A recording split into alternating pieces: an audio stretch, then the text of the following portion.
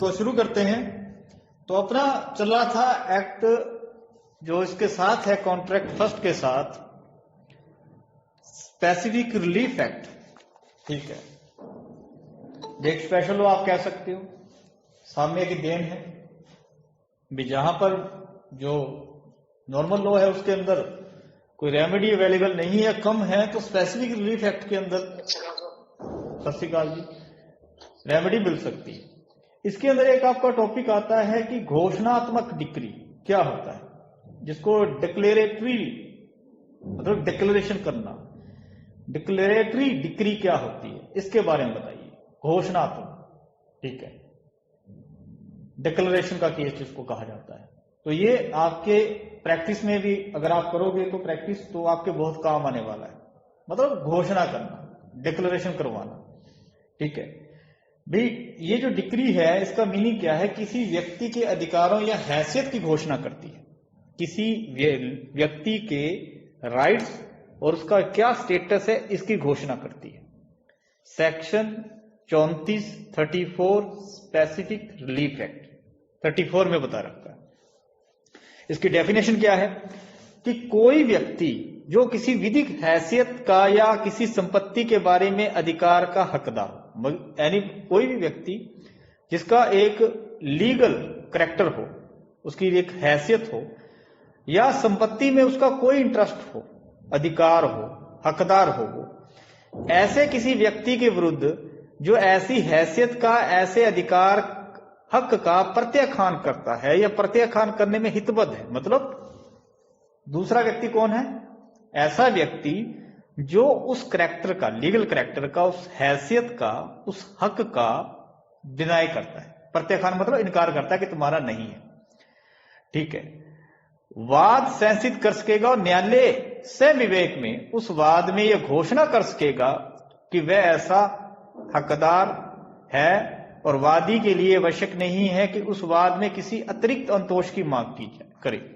परंतु कोई भी न्यायालय वहां ऐसी घोषणा, डिक्लेरेशन नहीं करेगा जहां की वादी का हक घोषणा मात्र अतिरिक्त कोई अंतोष मांगने के योग्य होते हुए भी वैसा करने में लोभ करे। कहने का मतलब सिंपल सी भाषा में, एक व्यक्ति का कोई लीगल करैक्टर है, कोई हैसियत है, किसी प्रॉपर्टी में कोई अधिकार है, दूसरा व्यक्ति इस अधिकार, इस हैसियत को, इस लीगल करैक्टर से डिनाई कर रहा है, इससे इनकार कर रहा है। ठीक है, कि तुम्हारा नहीं है। उसके अगेंस्ट आप कह सकते हो कोर्ट में जाया जा सकता है। कोर्ट सुमोटो से, सह विवेक से कोई डिक्री पास कर सकता है, मतलब डिक्लेरेशन की। ठीक है, कि इस व्यक्ति का ये लीगल करैक्टर है, इस व्यक्ति का ये स्टेटस है, इसका ये राइट है। ठीक है, और एक आप कह सकते हो उसके कंसीक्वेंटली, उसके परिणाम स्वरूप जो भी रिलीफ बनता है उसको वो प्रदान किया जा सकता है। अब देखो, ये तो हो गया डेफिनेशन। ठीक है, अब इससे आप क्या समझे भी? एक व्यक्ति का लीगल करैक्टर, जैसे आपका भी है, मेरा भी है, कुछ ना कुछ हम हक रखते हैं किसी प्रॉपर्टी में, या हमारा कोई लीगल करैक्टर हो सकता है। कोई व्यक्ति उससे इनकार करे मतलब डिनाई करे कि तुम्हारा नहीं है, तो उसके अगेंस्ट कहां जाएंगे? कोर्ट में जाएंगे। कोर्ट से क्या कहेंगे कि साहब मेरा ये लीगल करैक्टर है साहब। ठीक है, तो ये व्यक्ति इनकार कर रहा है, तो आप बताइए। तो कोर्ट वहां क्या करेगा? डिक्लेरेशन, घोषणा करेगा, डिक्लेरेशन करेगा। ठीक है, डिक्लेरेशन करेगा, घोषणा करेगा। ठीक है, अब इसके अंदर बहुत सारे केस हैं, केसों से इसका पता चल सकता है।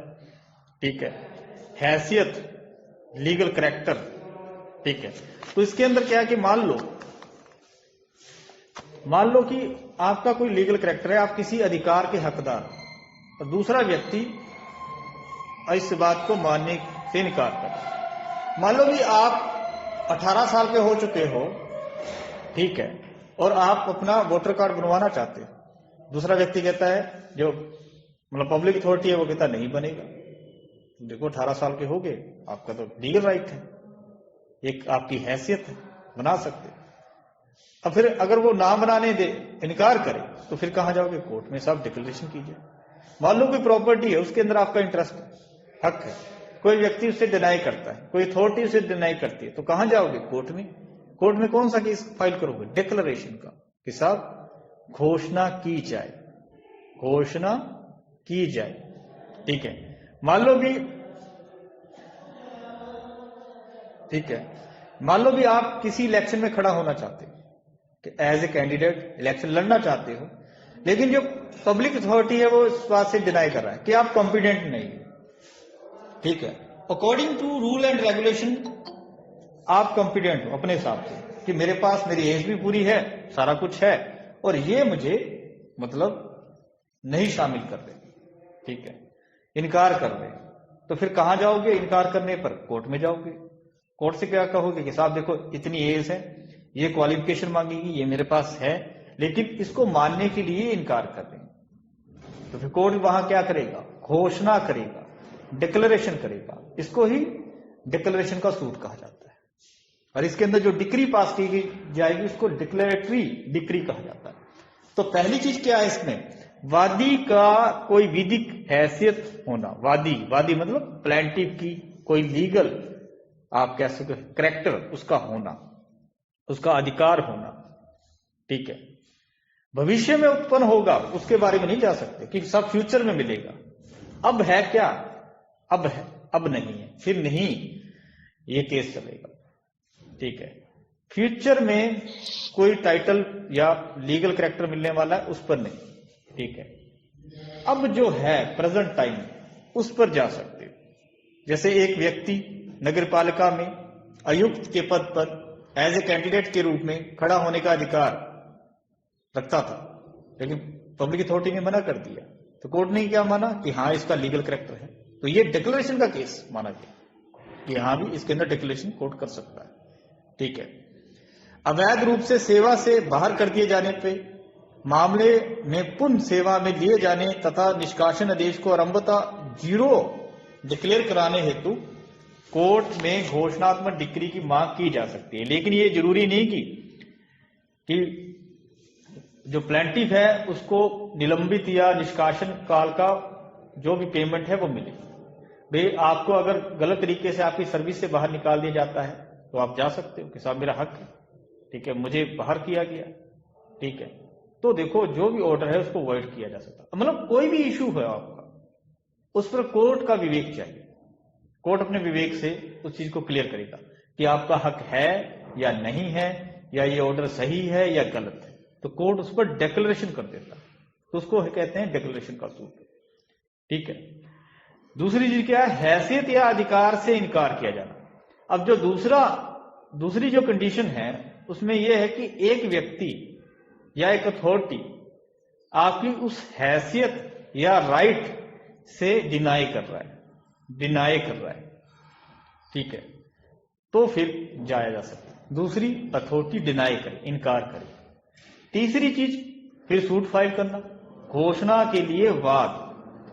ठीक है, घोषणा और डिक्री की तीसरी आवश्यक शर्त है कि वादी द्वारा केस फाइल किया जाना कि साहब मेरा ये अधिकार है, ये राइट है, और इससे दूसरी जो पार्टी है वो डिनाई कर रही है, जो कॉम्पिटेंट अथॉरिटी है वो उसको मान नहीं रही, मेरे हक को नहीं मान रही, मेरे लीगल कैरेक्टर को नहीं मान रही। तो वहां पर ठीक है सूट फाइल किया जाना जरूरी है। ठीक है, कोर्ट के सामने किसके लिए? डिक्लेरेशन का। ठीक है, उसके अलावा कंसीक्वेंटल रिलीफ, अनुषंगिक अनुतोष की मांग। भाई इसके परिणाम स्वरूप आपको जो अच्छा लगे वो आप मुझे अधिकार मतलब रिलीफ दे सकते हो। जैसे कि एक प्रॉपर्टी है और उसके अंदर आपका एक इंटरेस्ट है, आपका एक टाइटल है, उसके अंदर हक है, लेकिन जो दूसरी पार्टी है वो इससे मना कर रही है कि आपका इसमें अधिकार नहीं है, तो फिर कहां जाओगे?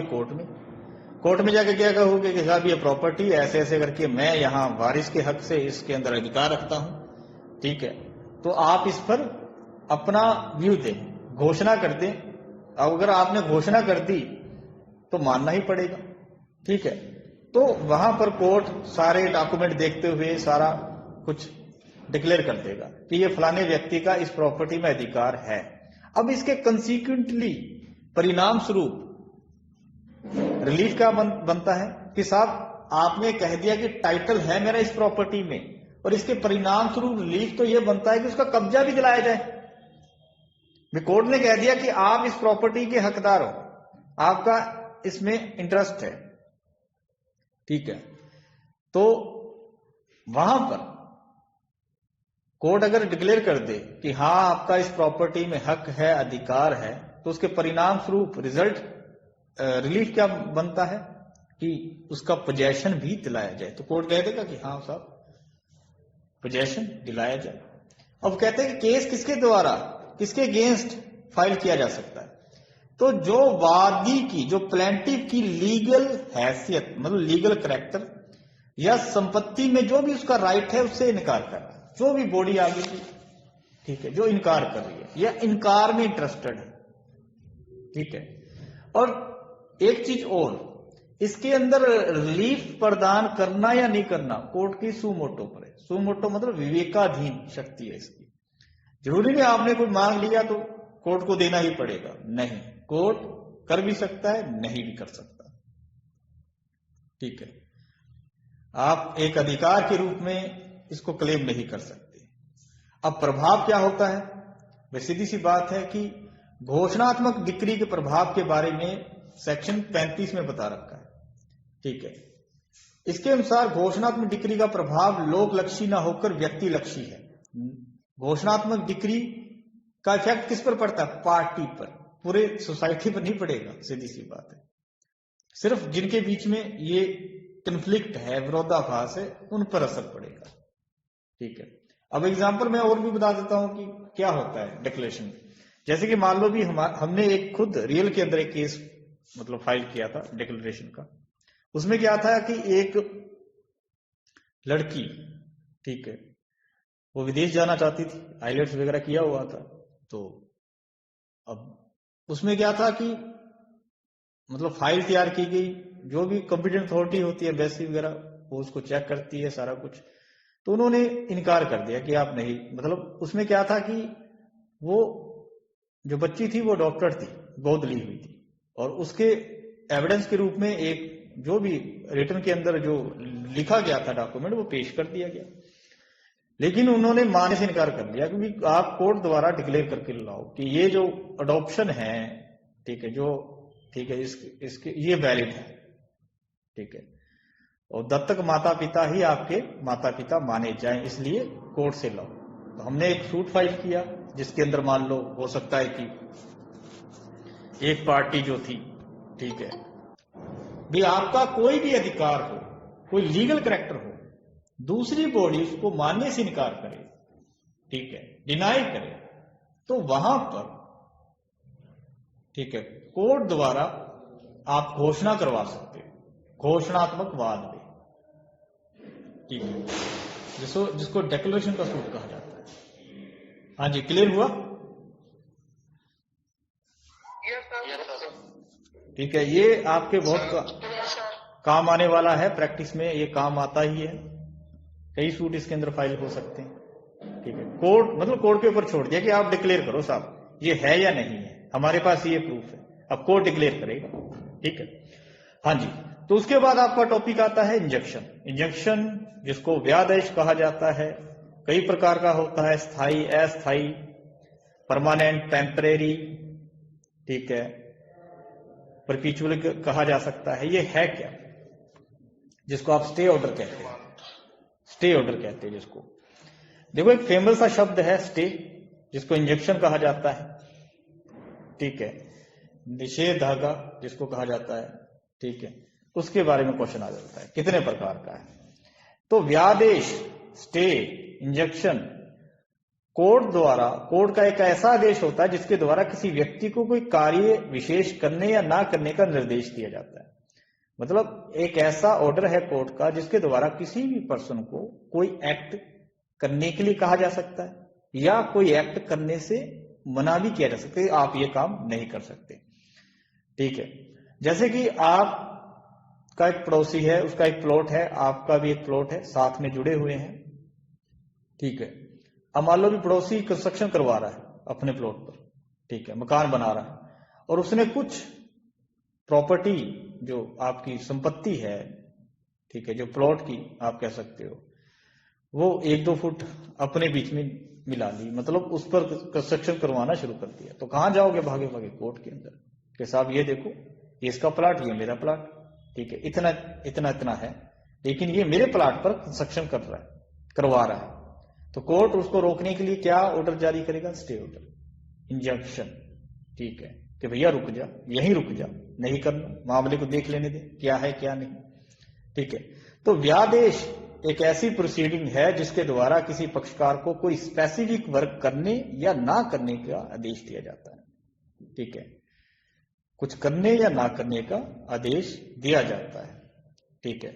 जैसे प्रॉपर्टी को लेकर कोई भी मान लो कन्फ्लिक्ट है या विरोधाभास है या डिस्प्यूट है दो पार्टियों के बीच में, तो वो जाएगी कोर्ट के अंदर।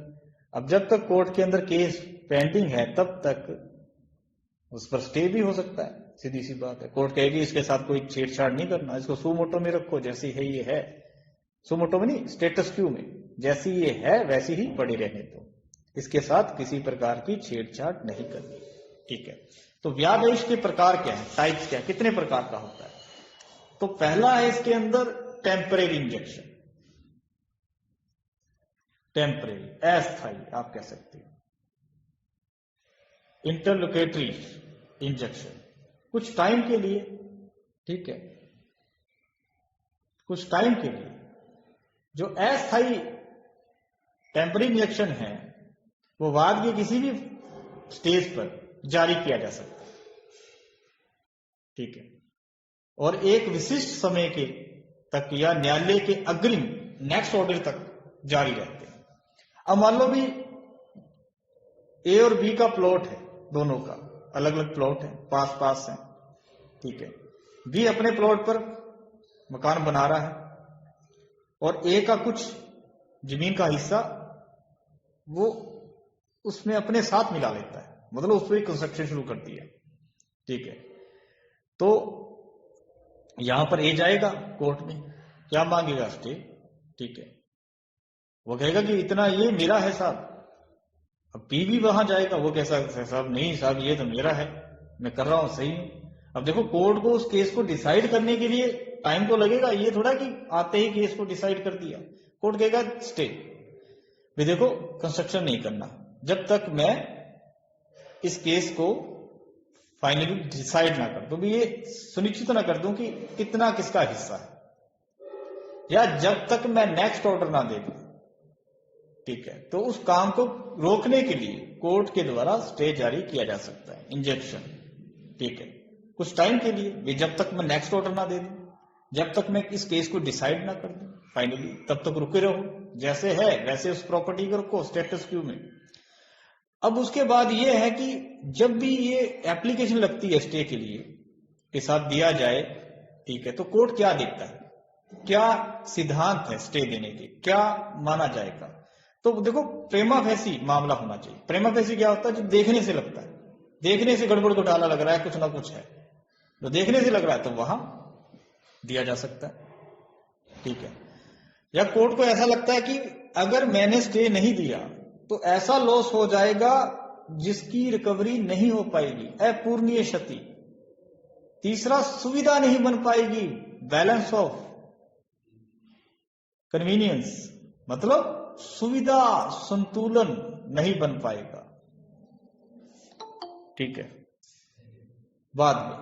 या सुविधा के संतुलन का वादी के पक्ष में होना, भी ये सारी चीजें देखते हुए स्टे जारी किया जाता है, ठीक है।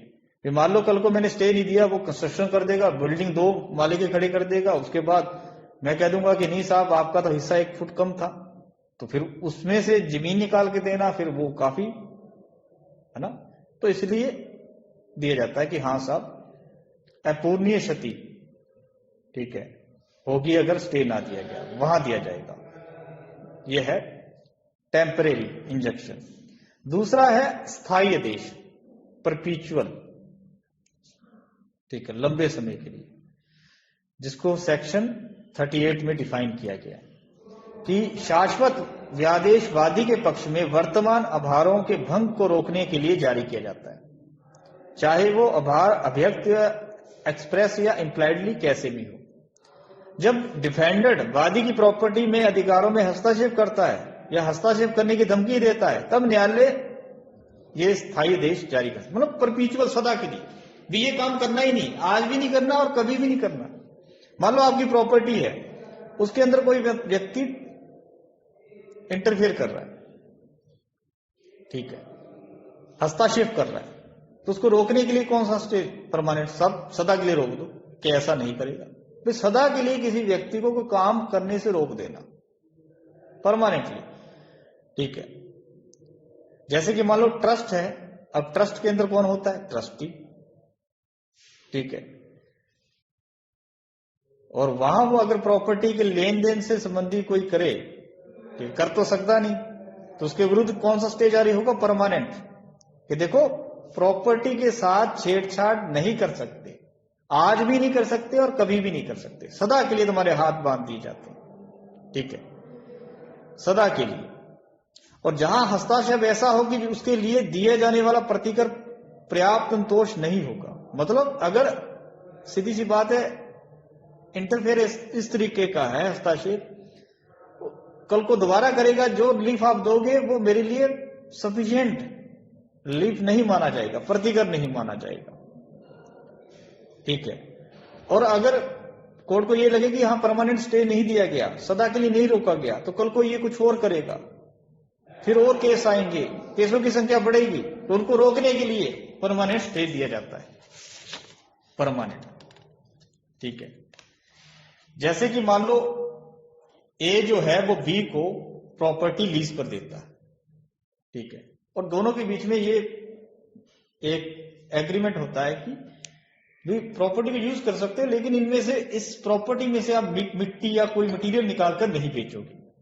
अब वहां पर मान लो बी बेचना शुरू कर दे, निकाल कर बेचना शुरू कर दे, तो ब्रीच ऑफ कॉन्ट्रैक्ट है, तो वहां पर जा सकते हो कोर्ट में, कोर्ट सदा के लिए रोक देगा, भी लीज पर हो, लेसी हो आप, आपके लिए ये कंडीशन रखी गई है कि नहीं निकाल कर बेचोगे, आज भी नहीं बेचोगे और कभी भी नहीं बेचोगे। ये थोड़ा कि हर बारी आप बेचोगे फिर वो बेचारा कोर्ट में आएगा स्टे लेने के लिए, नहीं, कभी भी नहीं बेचो, ठीक है, परमानेंट, परपीचुअल, लंबे समय, ठीक है। उसके बाद आता है प्रोहिबिटरी इंजंक्शन, निषेधात्मक, किसी काम को करने से रोकने के लिए, कोई व्यक्ति कोई काम कर रहा है उसको रोकने के लिए प्रोहिबिटरी इंजंक्शन, भाई नहीं करना, बिल्कुल ही नहीं करना। जैसे आपका मकान है, आपका प्लॉट है, मेरा प्लॉट है, ठीक है, अब वहां पर आप मेरे जो मेरी जमीन है हिस्से की, उस पर आपने कंस्ट्रक्शन शुरू कर दिया, तो मैं कोर्ट में जाऊंगा, कोर्ट कौन सा स्टे जारी करेगा, प्रोहिबिटरी इंजंक्शन। ये भी एक प्रकार है इसका, मतलब रोकना, निषेधात्मक, भी रोकने के लिए, ठीक है, भी इस तरीके से नहीं कर सकते। जैसे कि आप इतनी बड़ी बिल्डिंग खड़ी कर रहे हो जिसके कारण मेरी प्रॉपर्टी पर आने वाला जो प्रकाश है, सनलाइट है, एयर है, वो बंद हो जाएगा। तो देखो ईजमेंट का राइट है, हर व्यक्ति को होता है, आप पढ़ोगे सेकंड ईयर में, राइट ऑफ ईजमेंट, अपनी प्रॉपर्टी का बेनिफिशियरी यूज कर सकता है, इंजॉय कर सकता है। अब मान लो भी आपके प्रॉपर्टी पर लाइट ही नहीं पहुंच रही, हवा ही नहीं आ रही, हवा पानी बंद, ठीक है, पड़ोसी ने इतना बड़ा कंस्ट्रक्शन कर लिया, तो क्या उसको रोका नहीं जा सकता, रोका जा सकता है, ठीक है। तो वहां पर स्टे लगाया जा सकता है कि ये काम नहीं करना, ठीक है, ये नहीं करना, रोकने के लिए।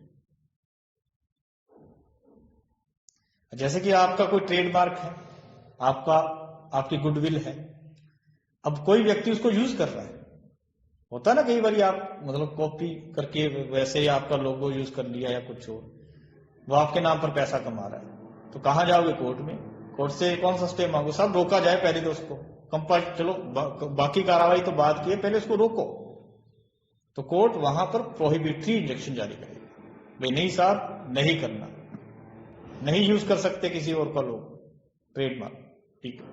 तो ये है। एक होता है मैंडेटरी इंजंक्शन, अज्ञापक, यहां पर कोर्ट द्वारा कहा जाता है कि ये जो काम है इस तरीके से करना है। मतलब एक ऐसा व्यादेश है जो किसी किए गए अपकार को समाप्त कर उसे पूर्व स्थिति में लाने का आदेश।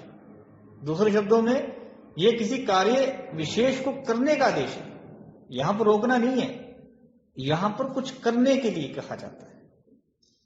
मैंडेटरी, भी आपको ये काम करना होगा, ठीक है, ऐसे करना होगा, ठीक है, ये करने के लिए। जैसे कि मान लो भी आपने मेरी प्रॉपर्टी के ऊपर कुछ कंस्ट्रक्शन करवा दिया और मैं गया कोर्ट में, एक साहब ये तो करवा लिया इसने, मैं विदेश गया हुआ था, अब इसको हटाया जाए, तो कोर्ट आज्ञा देगा किसके क्या करने के लिए, कुछ कोई एक्ट करने के लिए, भी हटाओ मिस्त्री, मतलब सारे वो लेबर लगाओ और हटाओ यहां से, ये मलबा हटाओ अपना, हटाने के लिए है ना, अवैध कंस्ट्रक्शन है उसका, तो हटाने के लिए आज्ञापक, भी हम आज्ञा देते हैं कि ये काम ऐसे करो, इसकी बंदे की जो जमीन है उसको मुक्त करो और अपना जो भी आपका कंस्ट्रक्शन है यहां से हटाओ, और जैसे पहले की स्थिति थी वैसी स्थिति में लाओ। मतलब जैसे पहले उसका प्लॉट खाली था, उस पर कोई कंस्ट्रक्शन नहीं था और आपने कर लिया, ठीक है, नाजायज बिल्डिंग बना ली, अब उसको हटाओ, जैसे पहले खाली था वैसे करके दो, तो इस स्टे को क्या कहा जाता है, आज्ञापक, मैंडेटरी। मतलब कोई काम करने के लिए कहना और काम इस प्रकार से करो, ये कहना, मैंडेटरी इंजंक्शन, ठीक है। तो ये आपका टॉपिक कंप्लीट होता है इंजंक्शन पर। स्टे जिसको कहा जाता है, एक कोर्ट का ऑर्डर किसी भी प्रकरण पर दिया जा सकता है, स्टेज पर, किसी प्रोसीडिंग के अंदर। इसके प्रकार कौन से हैं, एक तो है टेम्परेरी, ठीक है, जब कोर्ट को लगे कि प्रेमा फेसी केस बनता है, देखने से गड़बड़ घोटाला है, अगर नहीं दिया तो लॉस हो जाएगा, जिसकी रिकवरी नहीं हो पाएगी, तो दे दो एक बार। कोर्ट कहेगा कि ठीक है मैं देख रहा हूं, एक बार आप रोको, इसका रोको, एक बार रोको, जब तक मैं आपको आगे ऑर्डर ना दे दूं चालू करने का या फाइनल डिसाइड ना कर दो इस मुद्दे को, तब तक इसको रोके रखो, टेम्परेरी। परपीचुअल होता है दूसरा भी, सदा के लिए, तो कोई व्यक्ति गलत काम कर रहा है कुछ ऐसा, सदा के लिए उसको रोक देना। जैसे ट्रस्ट के अंदर ट्रस्टी है, वो अगर कर रहा है कुछ ऐसा, सदा के लिए रोक दो, ठीक है। जैसे आपने लीज पर जमीन ली है और आप उसके अंदर उन कंडीशंस का ब्रीच कर रहे हैं जो आप पर इम्पोज की गई, तो आपको रोका जा सकता है कि साहब नहीं, अब भी नहीं करना और आगे भी नहीं करना, ठीक है। एक होता है प्रोहिबिटरी इंजेक्शन, किसी काम को करने से रोकना, भी आप इतनी बड़ी बिल्डिंग नहीं बना सकते जिससे कि दूसरे का हवा पानी बंद हो, प्रोहिबिटरी। एक होता आज्ञापक, ठीक है,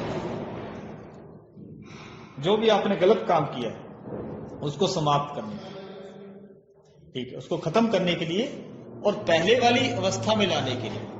जैसे कि मान लो मेरा प्लॉट है, उस पर आपने कंस्ट्रक्शन करवा लिया, ठीक है, तो कोर्ट क्या कहेगा कि भैया पहले तो अपना कंस्ट्रक्शन यहां से हटाओ, मलबा हटाओ, उसके बाद जमीन को वैसे करके दो जैसे वो पहले थी। तो ये कौन सा है, मैंडेटरी, आज्ञापक व्यादेश, आज्ञापक व्यादेश। और उसके बाद सेक्शन 39 में अज्ञापक व्यादेश के बारे में प्रावधान किया गया, 39। सीधी सी बात है, जो भी ब्रीच किया गया है उसके निवारण करने के लिए, जो भी स्थिति है उसको पहली वाली अवस्था में लाने के लिए, ठीक है। तो ये है आपका टॉपिक इंजेक्शन, और ये आपको जरूरी नहीं कि इस साल ही मिलेगा आपके सिलेबस में, ये आता ही रहता है, कई जगह पर आपको मिलेगा। जैसे सीपीसी पढ़ते हो फाइनल ईयर में, उसमें मिलेगा, और भी कई लो है उसके अंदर ये इसका जिक्र होता ही होता है। स्टे क्या होता है, स्टे कितने प्रकार का है, स्टे क्यों दिया जाता है, किस प्रकार का ऑर्डर है ये, तो ये आपका क्वेश्चन कंप्लीट होता है। इसके अंदर किसी का कोई क्वेश्चन हो तो वो पूछ सकता है। हाँ जी, क्लियर हुआ? सर एक क्वेश्चन था मेरा, ये जो आदेश है ये क्या निचली अदालत से लिए जा सकते हैं या सीधा ऊपरी अदालत में भागना पड़ेगा, हाई कोर्ट सुप्रीम कोर्ट? नहीं, निचली अदालत से, जहां पर आपका केस, हाँ, जहां पर आपका केस चलेगा, संबंधित हाँ, जो जुरिडिक्शन रखता है आपके केस की सुनवाई करने। ओके, जो आपके प्रॉपर्टी से जुड़े हुए डिस्प्यूट को सुन सकता है वही देगा स्टे। जिसके पास आप गए तो वही देगा जो जुरिडिक्शन रखता है, जिसकी स्थानीय अधिकारिता में वो प्रॉपर्टी सिचुएटेड है। देखो जुरिडिक्शन कई प्रकार का होता है। एक होता है आप कह सकते हो टेरिटोरियल, आप कह सकते हो कि पेक्यूनरी, ठीक है, एक टेरिटोरियल क्षेत्राधिकार, ठीक है। प्रादेशिक, प्रादेशिक क्या होता है कि जैसे एरिया वाइज, जैसे डिस्ट्रिक्ट कोर्ट में कौन से केस जाते हैं, जो उस डिस्ट्रिक्ट, अगर प्रॉपर्टी जुड़ा हुआ केस है तो उस डिस्ट्रिक्ट के अंदर जो भी प्रॉपर्टी है और उस प्रॉपर्टी से जुड़े हुए जो केस है उस डिस्ट्रिक्ट में जाएंगे। जिस कोर्ट की, मतलब सीधी सी बात है, जैसे हनुमानगढ़ है, हनुमानगढ़ के अंदर जो भी जमीन है डिस्ट्रिक्ट के अंदर, अब उसके अंदर कोई भी डिस्प्यूट पैदा होता है तो हनुमानगढ़ की कोर्ट में जाएंगे, टेरिटोरियल, ठीक है। अब एक होता पेक्यूनरी, पैसे संबंधी अधिकारिता, एक वैल्यू के हिसाब से भी है कि हाँ भाई कोर्ट में कितने का मामला सुन सकता है, ठीक है, वो भी सिविल में आता है। एक बार सर ये तो आपने बता दिया कि ये मामले